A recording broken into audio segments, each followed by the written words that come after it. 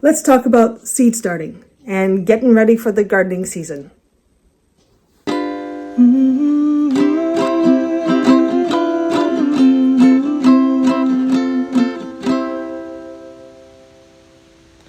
So here are some of the plants that I've started. I just wanted to show that it's really quite simple. You have a tray to catch the water, just because these inner pots, they have holes in them that drain the water. And that could be as simple as using a container with plastic solo cups that I've punched holes in the bottom with a knife in the bottom of the solo cups. And these two containers are examples of containers that do not have holes punched in the bottom. So I'm just going to have to be careful not to overwater them or they will get waterlogged. And then it is helpful to cover your seedlings with some plastic wrap just to keep the moisture in. And then once they've started to sprout, you take the plastic wrap off that so it doesn't get any mold in there. And you'll see some other places where I've uncovered the ones that have already sprouted and left the plastic wrap on the other half where they haven't sprouted yet. These ones, I did have the red lids on, but I took the red lids off and I think I'll put the plastic wrap on just because some seeds do require light to germinate. And they're usually the smaller seeds that sit right on top of the ground.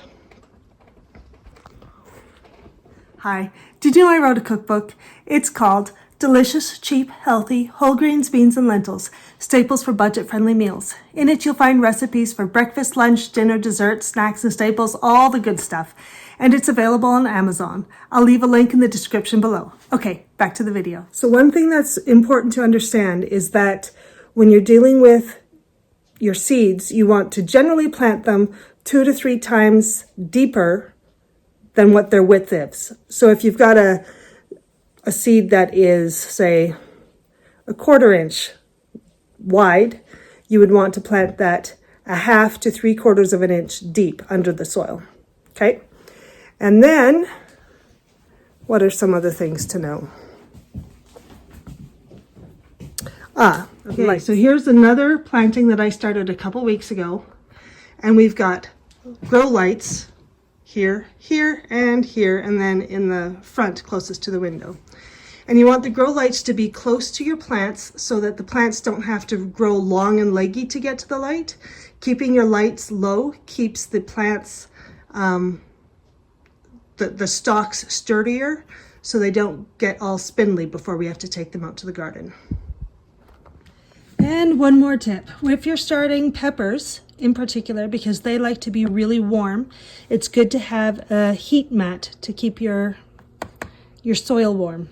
So that's what I'm starting peppers in here.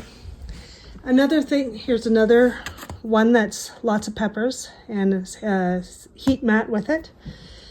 This one, it has a couple of peppers on it, but they've sprouted. And this is actually a pet heating mat for your dog beds or a cat bed if they're outside.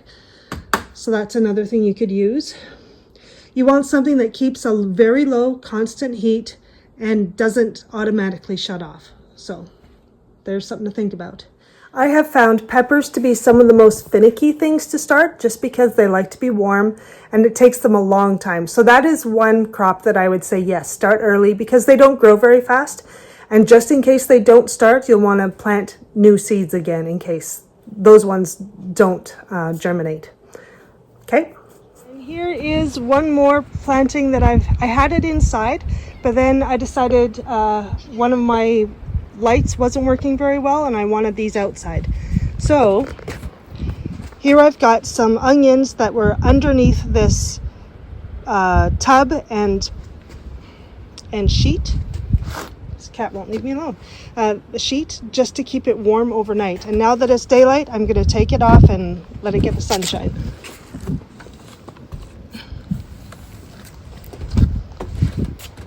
So here's what it looks like.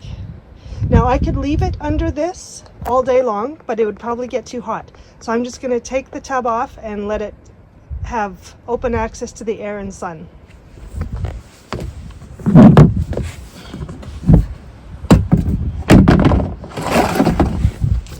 So it did get below freezing last night, but with that cover on and the blanket, It's perfectly fine.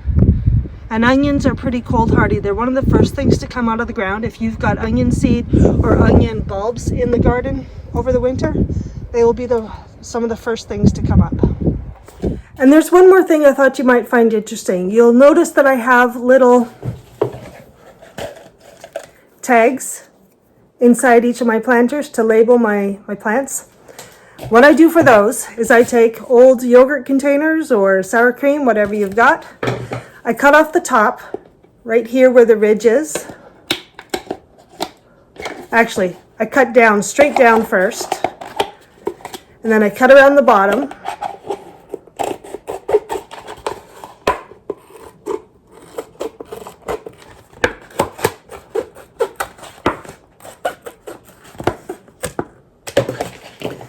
And then you can take this bottom, I usually cut it in half, and then cut that in half. And you've got two labels there. And then I cut around the top to get this ridge off because it's hard to deal with.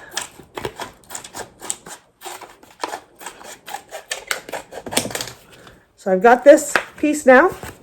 And then you just go around and cut the width that you desire.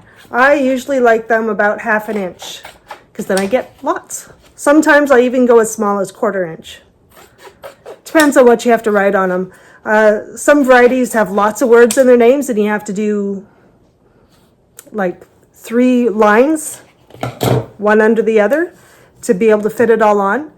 And it depends on your containers. So these containers are the 750 grams, whereas this one is a 650 gram, and you'll see it's noticeably shorter.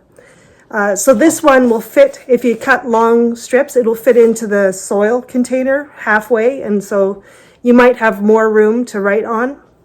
Or if you have one of these tall ones, you can even cut them in half and get shorter little strips. It all depends on what you want.